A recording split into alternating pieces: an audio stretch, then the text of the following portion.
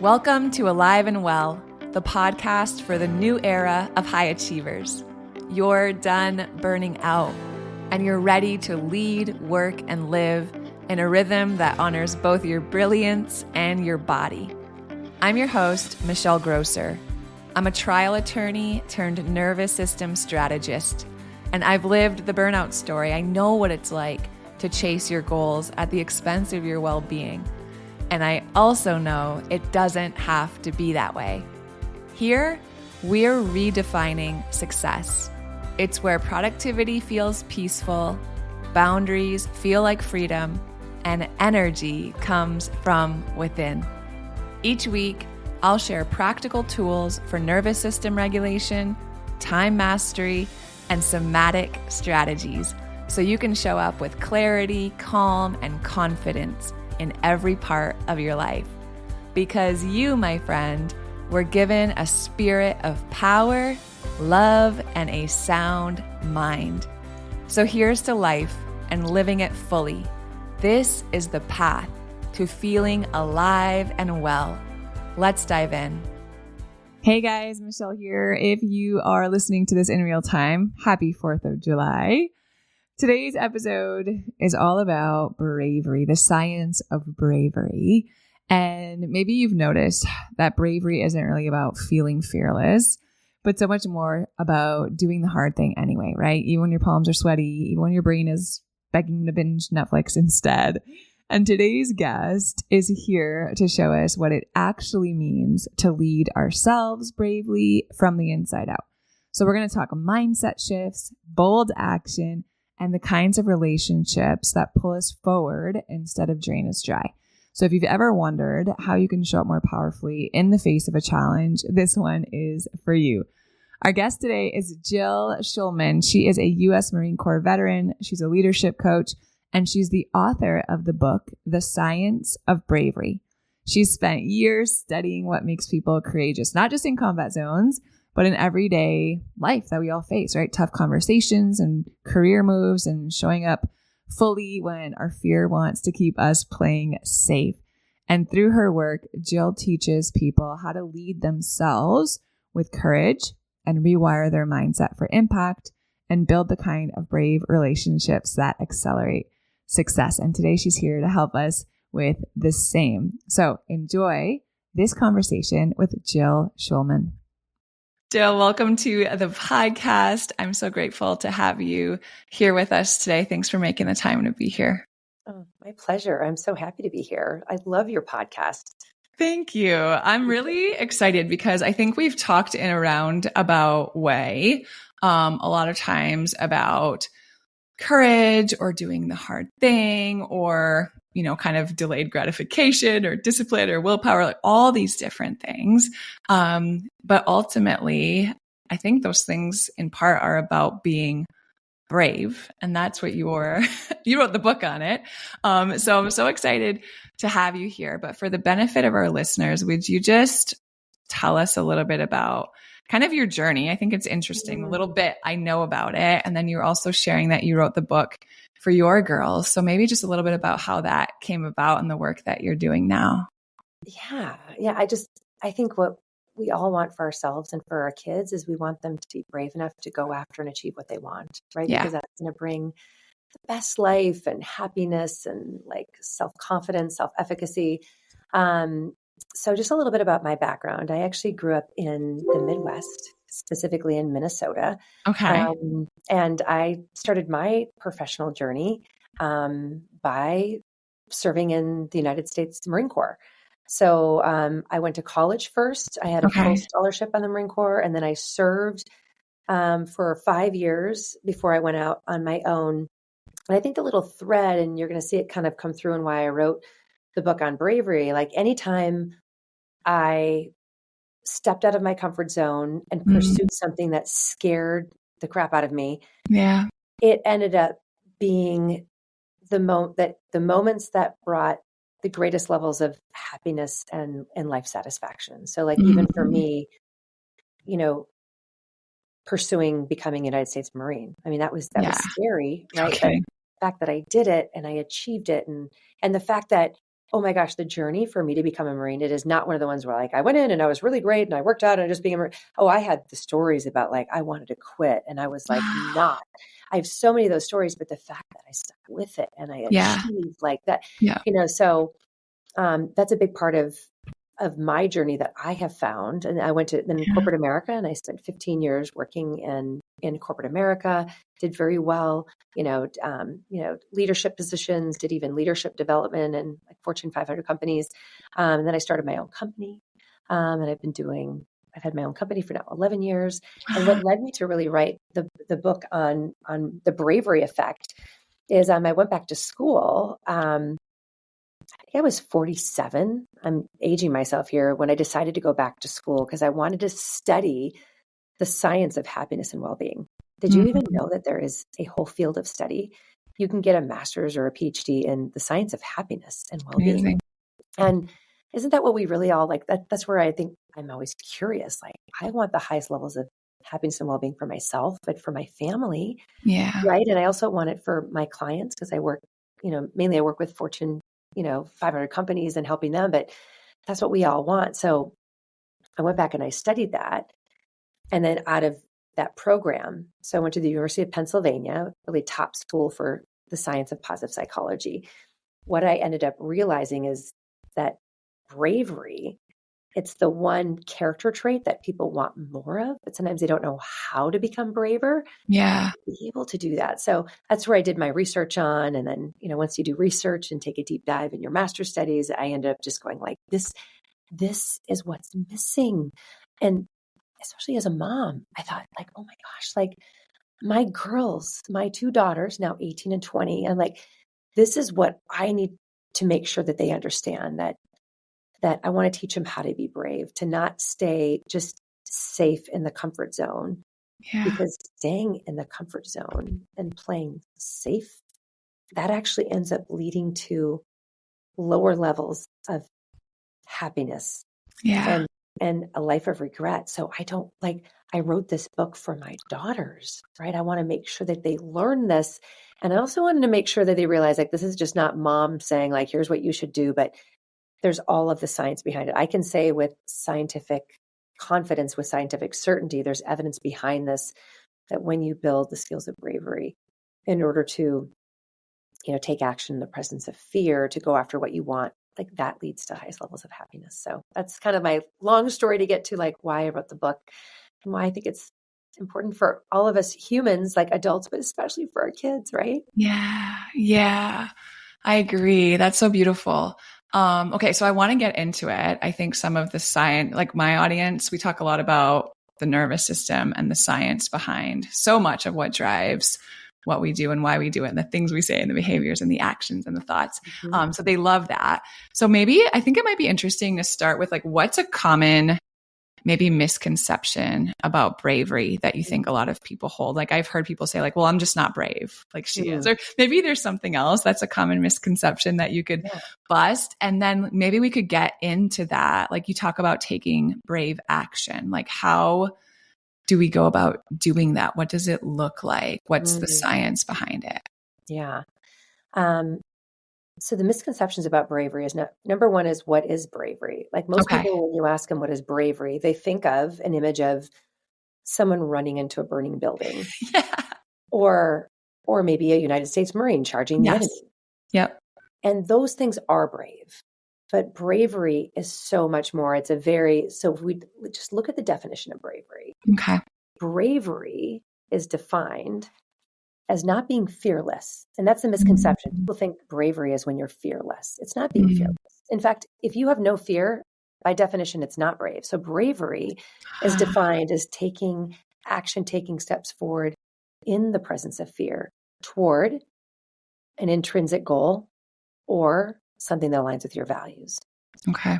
So that's what bravery is. So that's one misconception of just what is bravery. So every single person, I mean, we all have our own intrinsically motivated goals of what we really want in life and want to achieve. And we all have our own values. So this is something that we should all want to develop the skill of bravery so that we can effectively move toward our goals or live in accordance with our values. And bravery is needed. So bravery is not just for Navy SEALs, United States Marines, or our first responders. It's for every one of us.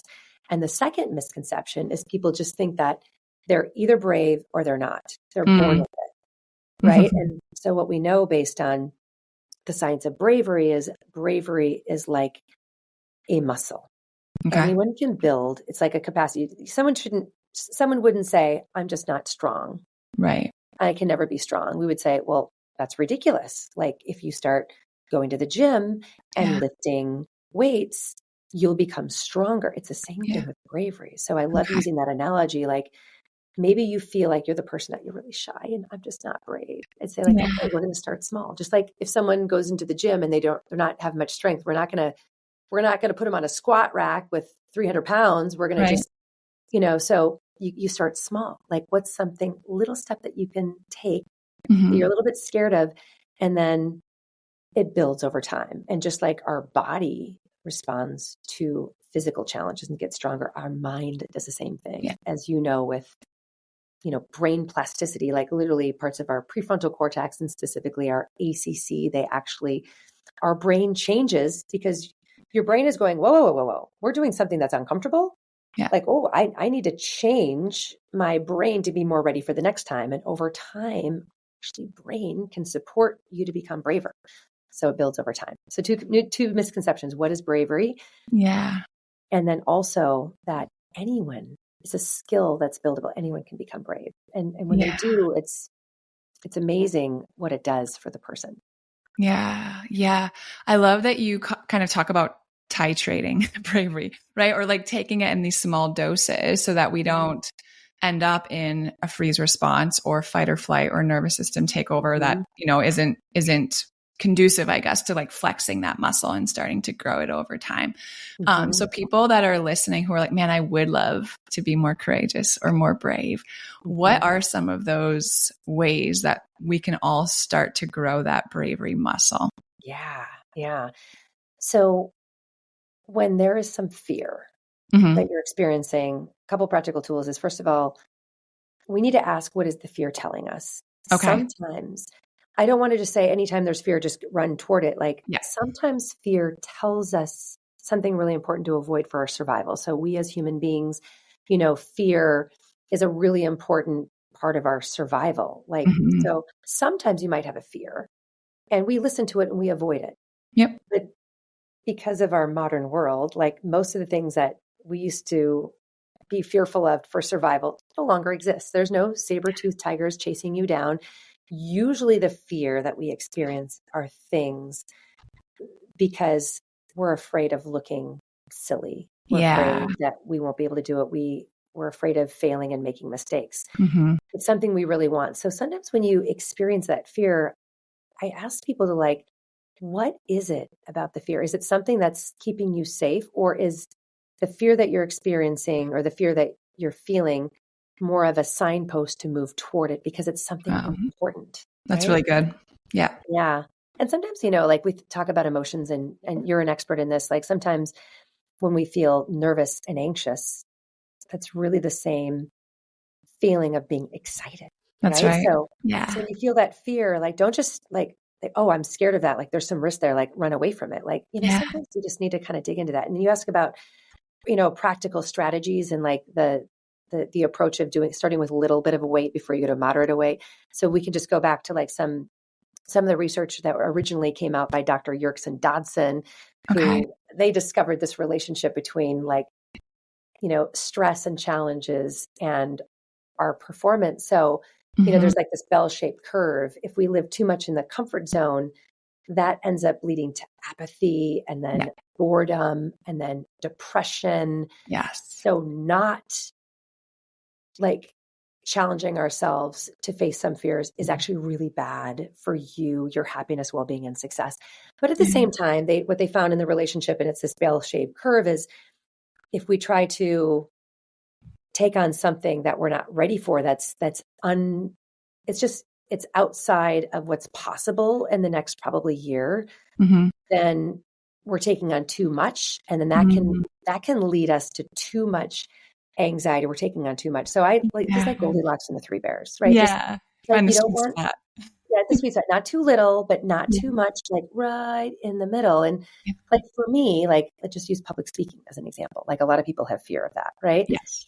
So for some people to get in that happy zone, it's Mm. just speaking in front of 5 people at a community meeting, right? Yeah. Or like for them, that is what's going to really make them nervous, push them, challenge them, right? For Mm. me, speaking in front of 5 people, like that's in the low side, right? Like Mhm.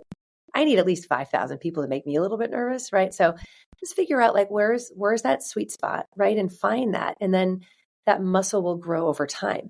Yeah. So I just want to talk about like like how to differentiate fear that you should move toward, and Yes. then just making sure that you're finding the right dose. Like don't go into the gym and try to lift 300 pounds if you've never weighed. Like start Right. little. Yeah. And then always keep challenging yourself so that you're always a little bit sore, like a little bit uncomfortable, because then that's going to Mhm. keep your brain moving in the right direction.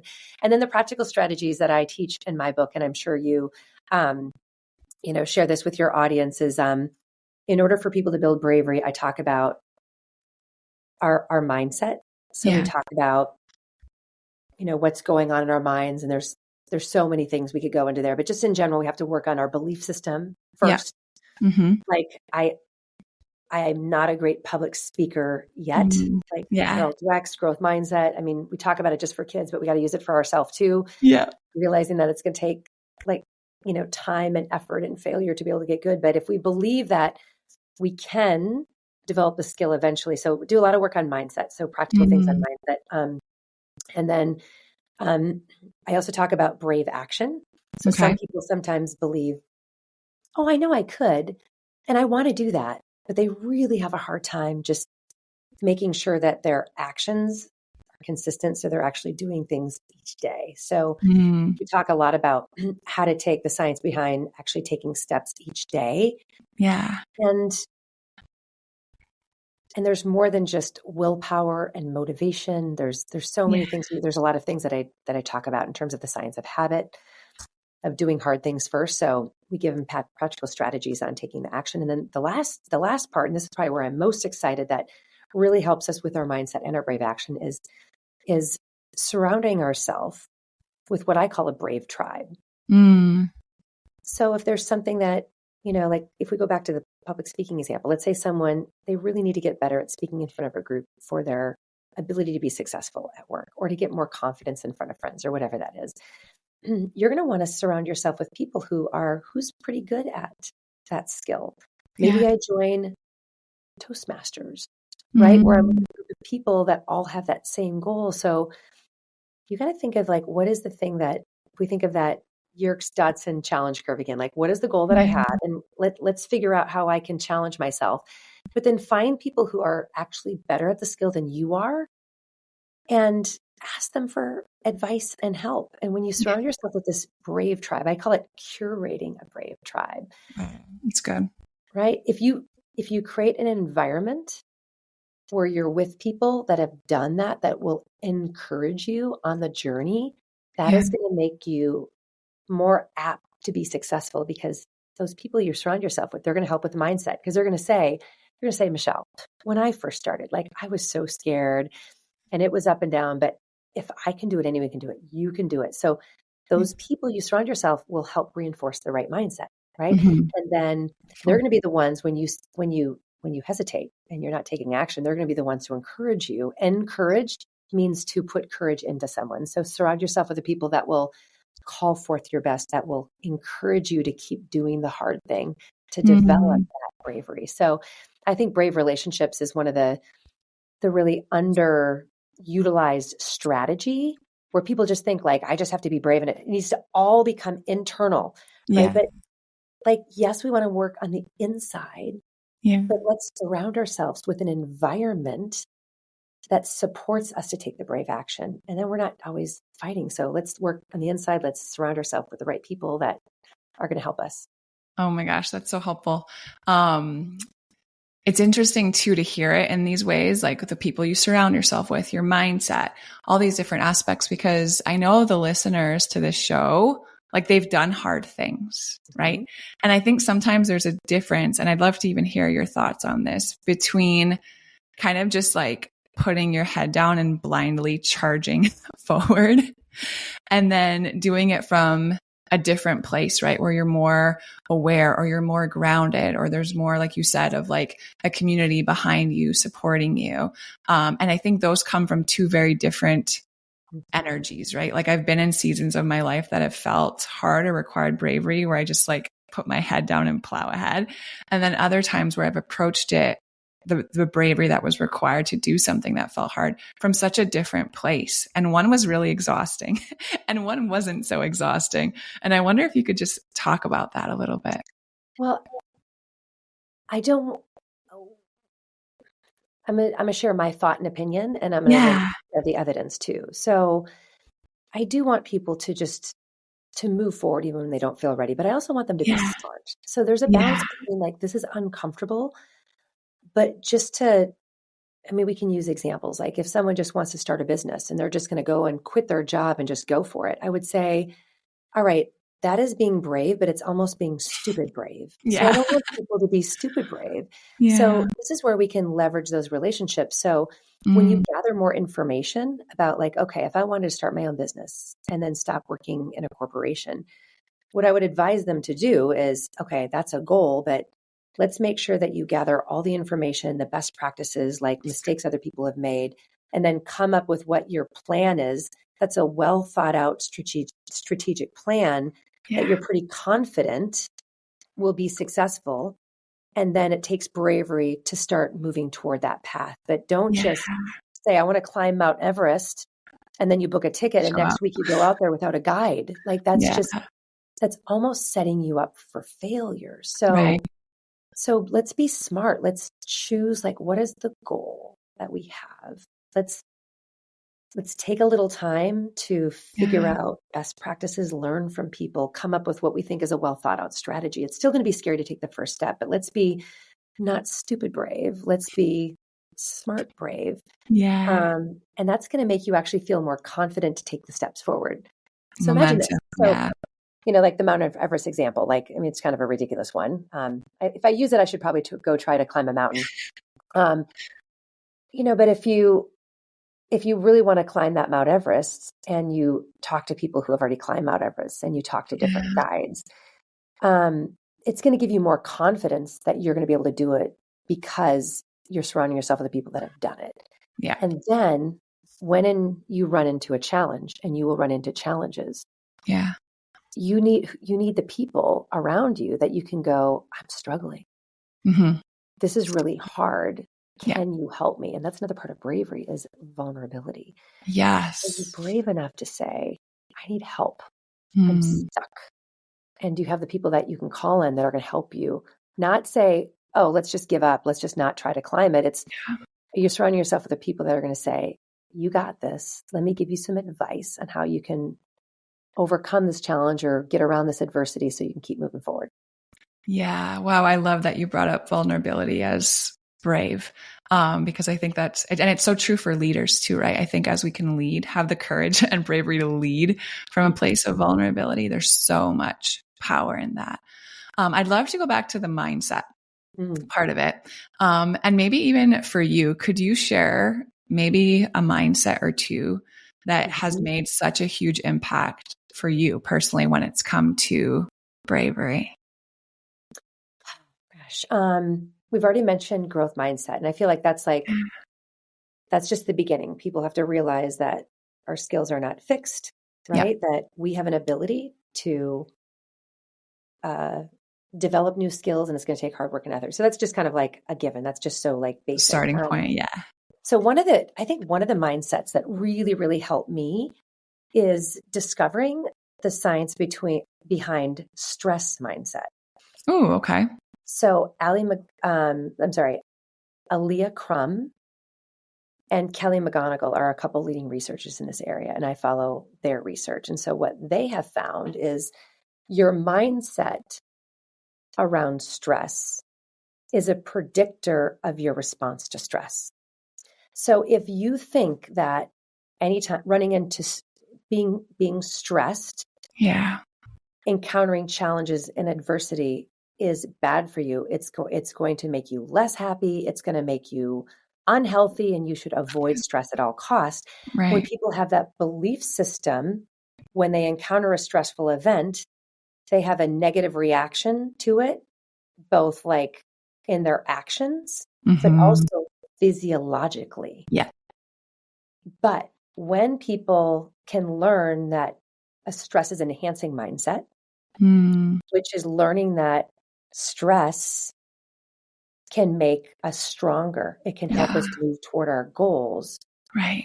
then we can have a positive response to stress in our actions. Like, okay, this is a challenge. I can now be optimistic. I can overcome the challenge. In fact, overcoming this challenge and adversity, this is great because this is a chance for me to learn, grow, and I'm going to tell stories about getting through this. This is going to be so feeling like having this stress as enhancing mindset not only impacts our actions, but also our Mm, response. So there's so much science behind it. Like literally, this little shift in belief is oh, so foundational. If you always think that stress is negative, and you have a negative physiological response, like literally your blood pressure will go up, the yeah. inside of your vasculature, your lumen will will will decrease, which that little cardiovascular impact can be the difference between you having a heart attack at age Mm, 25 or living into your 90s. So, and I would encourage people, like you can probably put in the show notes, like more on the science behind the physiological response. yeah. It's absolutely amazing. So so when I learned that, I'm like, wow, like this is so It's important. I think fascinating. Yeah. so many people think that no, being uncomfortable, being stressed is Mm, horrible. Like we always want people to be comfortable. We want no stress. That is not the truth. So yeah. I think, if we take if we take growth mindset, Mm-hmm. then people are going to experience stress as they go through the learning curve and they realize that stress isn't bad, or our mindset on stress is going to dictate our response to stress. That's important to know. So that's a big learning I had. And I think the other thing, and I do teach this in my program with my clients, is just really getting into our the dialogue in our head. And Yeah. which is Noticing, right? just noticing and just realizing that we don't have to just listen to maybe a dialogue that is not helpful, but we have an Yeah. ability to shape our self-talk in a way that's more productive. So I think that's really, really powerful. I love Ethan Kross's, books. He's got one called Chatter, and he really teaches on how we don't just have to be a victim and say, well, Yeah. this is just the thoughts in my head and I just have to accept it Mhm. and they're really negative, that we can actually change. So I like to keep things simple always. Like instead of Yeah. just listening, how do we start talking to ourselves? Right. Yeah. And then people are like, is she crazy? Are we talking to ourselves? Yeah, actually, yes. So once I learned that we can shift our internal dialogue, that was so powerful. Yeah. Like for me and for my clients, It like they have is. some agency over like what that dialogue is in their head. Hmm. It's so empowering. And then that's the new narrative, right? You get to choose to change the pattern of the chatter. Exactly. Yeah. So it really is. Okay. For people who are listening, this is so interesting. And I would anticipate that, they're like you kind of alluded to it, but like the daily habits and the small Mhm. things that we can start to do to be more brave or feel more brave or act more bravely. It doesn't necessarily mean these big, like life altering events that come around once in a while. What are some of those daily habits that they could start to incorporate into their routines that would have an impact for them? Great question.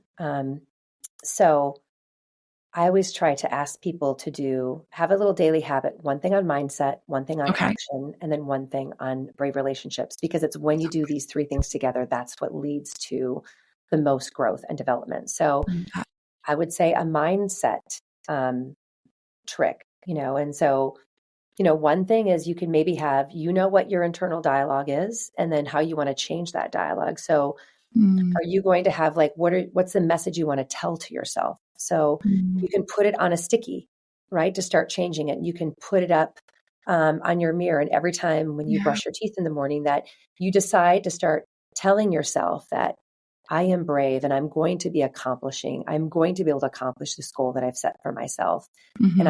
unbelievable. So write a little message to yourself.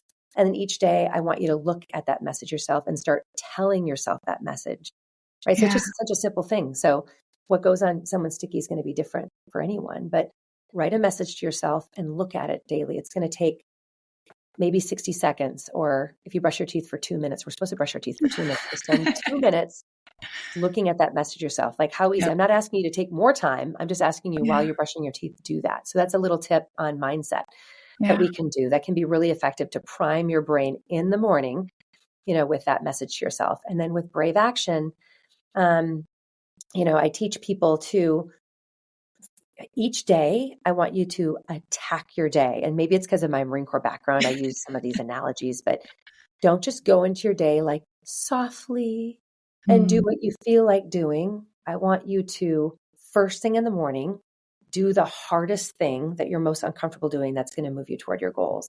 If Mm. they can do that habit, oh my gosh, people come back to me and say, it is a game changer. Because Yeah.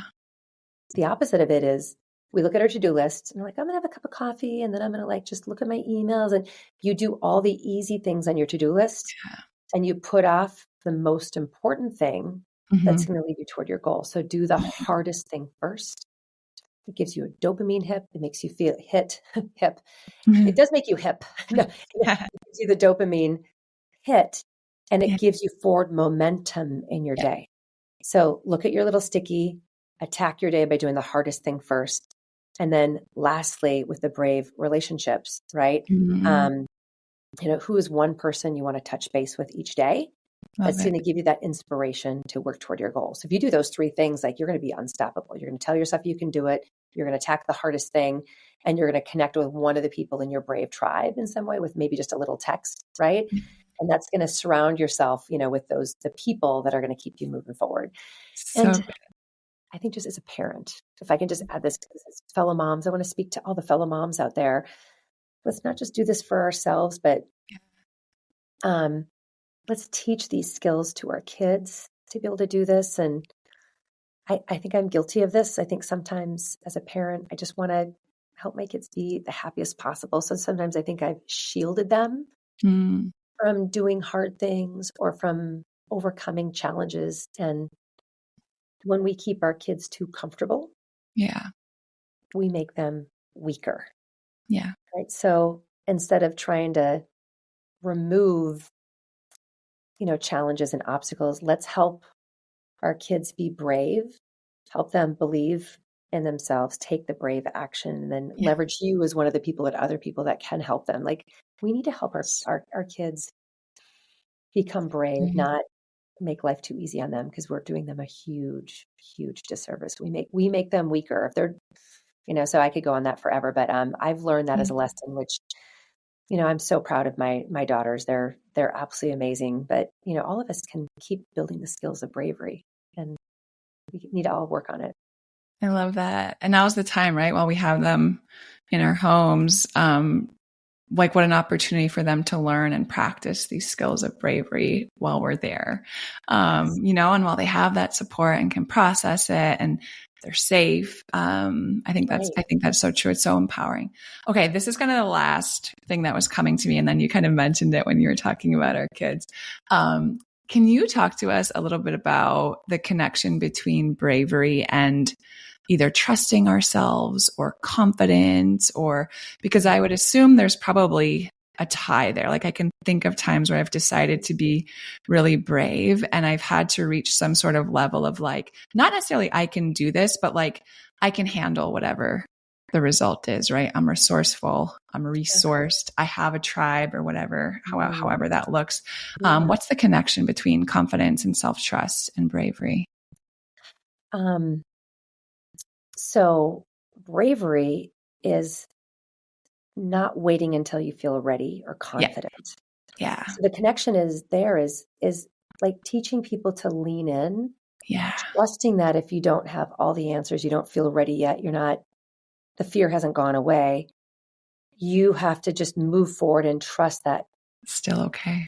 it's going to be okay. In fact, it's not going to be okay, but that you moving forward and taking that first step and maybe falling and not being perfect, like that is forward progress. Yes. And trusting yourself that you're going to be able to handle that growth curve. Yeah. So this is where we have to realize like it's not going to be easy, right? And you're not confident yet and you still have fear, right? But bravery is you take a step forward. And when you take a step forward, you're going to be okay and you're going to learn as you go. And so I guess don't wait to be confident. Don't wait until you feel ready. Because that Yes. would be the opposite of bravery. Like lean forward and then know any of the bumps or skinning the knee along the way, it's going to be the greatest teacher.